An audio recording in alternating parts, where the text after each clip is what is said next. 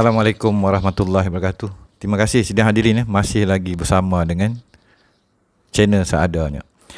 Baiklah, format pada malam ni agak berbeza. Tapi sebelum tu malam ni saya inginlah menyatakan beberapa pemberitahuan yang terbaru. Yang pertama, saya maklumkan ada kelewatan di dalam cetakan buku Isa Ruhullah Warisan Pentas Melayu dan Sejarah Isa yang digaibkan. Ini adalah kerana faktor politik, faktor keselamatan dan juga apa yang sedang berlaku di dalam negara kita pada hari ini. Atas sebab-sebab yang saya maklumkan tadi, saya ada beberapa penambahbaikan dan juga disclaimer dan juga meminta beberapa pandangan daripada beberapa pihak. Maka Alhamdulillah pada minggu hadapan buku Isa Ruhullah Warisan Pentas Melayu dan Sejarah Isa yang Gaib ini akan dikeluarkan dan akan mula dihantar pada minggu hadapan. Sekali lagi saya mohon ampun dan maaf kelewatan atas faktor keselamatan dan juga saya terpaksa membentangkan fakta-fakta tambahan supaya tidak menjadi fitnah ataupun lari daripada ruang lingkup ilmiahnya tadi. Baiklah, jadi insyaAllah bagi yang telah order pada minggu hadapan ni, buku-buku akan dihantar semula kepada yang telah membeli. Sekali lagi saya mohon kemaafan di atas kelewatannya saya mengeluarkan buku ini atas faktor-faktor keselamatan, dan insyaAllah saya akan maklumkan kepada pembeli melalui WhatsApp masing-masing. Alhamdulillah. Baik. Jadi kita sambunglah pada sidang pada malam ni kan. Jadi kesinambungan kepada sebuah cerita. Jadi buku ini ada beberapa tajuk tapi di hadapan kita sekarang ni muncul perkataan yang agak berat. Negara Maryam, The Life of Mary, bertarikh circa 1700 ke 1800. Ini adalah daripada Royal Collection Trust dan juga naskah-naskah yang ada di salah satu gereja yang Maryam yang tertua di muka bumi. Lantas kita akan melihat kandungan buku Isa Ruhullah di dunia Melayu. Kenapa benda ni jadi amat pelik dan menakjubkan? Kerana terlalu ramai orang terlepas pandang akan sebuah cerita yang kita telah biasa dengar, tetapi kita tidak mengkaji dan tidak melihat apakah kesinambungannya dengan dunia Melayu kita. Lantas di hadapan ini kita ada lembaran dan juga gambarannya daripada naskah yang bertarikh 1700 tadi. Bezanya gambar ini kita akan lihat Maryam ataupun negara Maryam berdiri di atas bentuk bulan sabit yang putih. Kita juga ada perlambangan spiral. Jadi dalam video-video saya yang terdahulu telah saya nyatakan dan saya pertontonkan. InsyaAllah pada sidang kedua nanti saya akan memperlihatkan seramik-seramik kuno tanah Melayu daripada Kelantan, Terengganu, Melaka, Perak, Kedah yang mempunyai motif dan bentuk yang sama yang ada di dalam gambar ini. Lantas, isu akan buku saya yang agak lewat ini, kandungan dalam naskah ini antaranya adalah perkata dia agak panjang lebar lah kenapa saya keluarkan buku ni, kenapa saya bercerita macam ini, apakah kisahnya, dan kepercayaan Melayu dan jiwa dan ruh Melayu yang sinonim dengan jiwa dan ruh kisah Isa Ruhullah tadi. Fakta bukan sembang kari, Melayu itu bertauhid. Melayu tiada menjadi Kristian. Tidak pernah Melayu itu murtad ketika dahulu, cuma di akhir zaman ni kan. Membawa tahun 1990, selepas 1980 telah ada Melayu yang murtad. Dan isu yang amat pelik, saya sendiri agak terkejut lah kan, iaitu isu Sabah ataupun ahli kitab atau sabiin.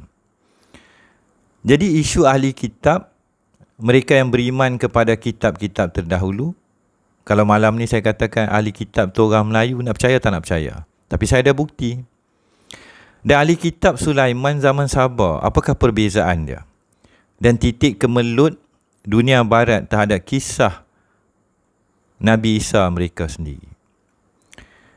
Nama-nama Nabi Isa di dalam sejarah agama mereka, kitab mereka dan dunia kita. Dan isu yang tadi saya sebut, negara Maryam. Dan berbagai tafsiran akan Maryam.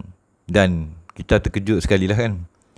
Muncul kembali nama Kedah dan Kalah ataupun Queda di dalam kitab Injil.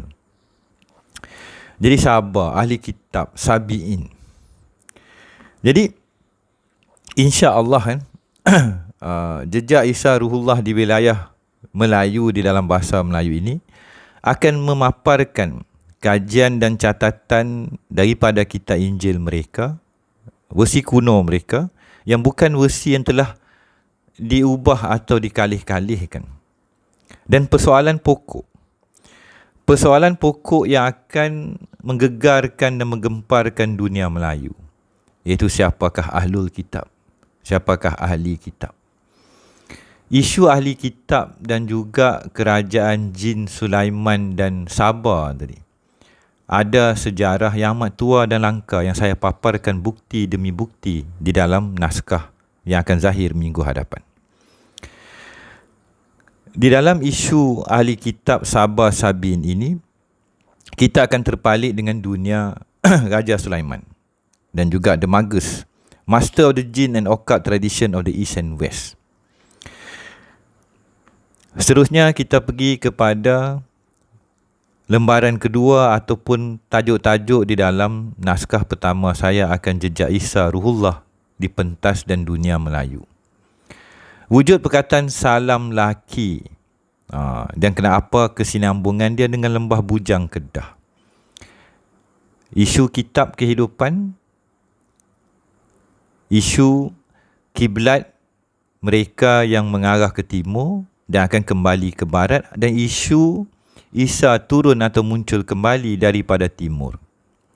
Apakah hubungan meliflit dengan kosmologi dan filosofi Isa Ruhullah? Isa Banagara, nama yang telah terpadam daripada sejarah manusia, muncul kembali.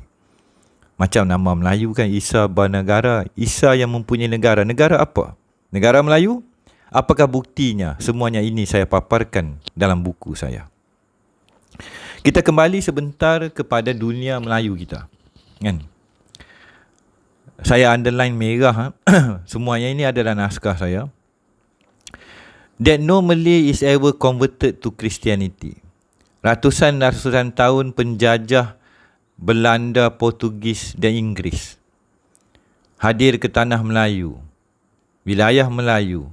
Tiada seorang Melayu yang memeluk agama Kristian.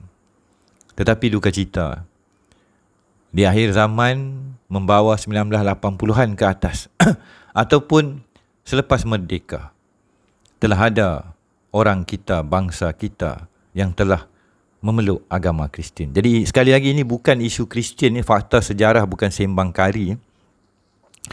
Jadi ini adalah catatan daripada R.J. Wilkinson, iaitu timbalan kepada residen British di negeri Perak. Di dalam catatan residen British, belief regarding the world of spirit. Tengok apa dia. Kosmologi dunia Melayu, ini kita ambil cerita Perak atau Malay State. Orang Melayu yang ortodok percaya hanya pada satu kekuasaan, keesaan dan tunggal sejati. Omnipotent dan eternal, abadi dan tunggal sejati. Konsep dan kepercayaan orang Melayu leluhur kita amat tinggi. Dan mereka bukanlah animistik atau menyembah berhala seperti mana yang kita telah dimomokkan. Konsep dan doktrin Trinity yang dibawa oleh mubalik mereka telah ditolak oleh orang-orang kita. Dan akhirnya sejarah terbalik kan. Konsep Trinity juga segelintir dunia Kristian telah menolak pada hari ini. Lantas isunya kepada The Ring of Solomon. Ini juga akan saya bincangkan serba sedikit di dalam buku saya. Jadi kita tengok R.J. Wilkinson, Paper on Malay Custom and Belief. Maksudnya kertas kajian di dalam adat istiadat budaya dan juga kepercayaan orang Melayu. Ni orang tanah Melayu, in particular negeri Perak lah. Kenapa di Perak? Kerana ada Perak Man kan. Jadi mereka telah mengupas. Buku ni dikeluarkan pada 1908, awal 1900, berdekatan dengan 18 lebih. Melayu Muhammad, Melayu yang beragama Islam. Daripada tauhid kita memeluk agama Islam. Kepercayaan orang Melayu kepada dunia ruh atau dunia yang halus atau dunia spirit, kerohanian tadi. Kepercayaannya orang Melayu kepada dunia dan sejarahnya. Kepercayaan orang kita kepada kehidupan dan apakah nilai ataupun erti dan maksud segala benda yang hidup. Kepercayaan orang kita kepada sains dan magic.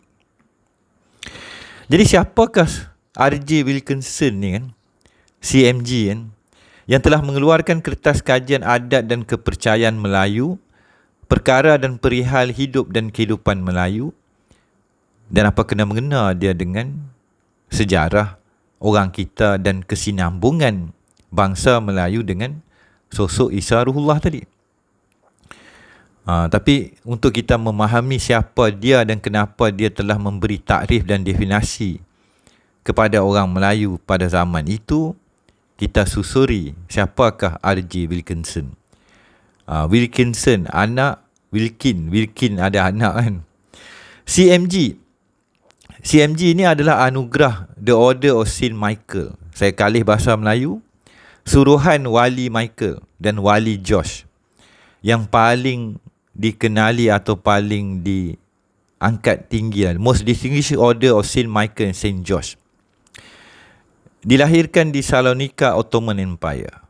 Graduan College Trinity, nampak aliran Trinity Christianity tadi. Itu college aliran Kristian yang telah mengiktiraf 3 kekuasaan ketuhanan. Boleh berbicara di dalam bahasa Jerman, Greek, Itali, Spanish, Melayu dan Hokkien. Power resident British ni kan. Lantas kita melihat dianya adalah pengarah, director pelajaran Pening 1896 sampai 1897. Menjadi magistrate di Singapura pada 1897 hingga 1898 dan 1898 hingga 1900.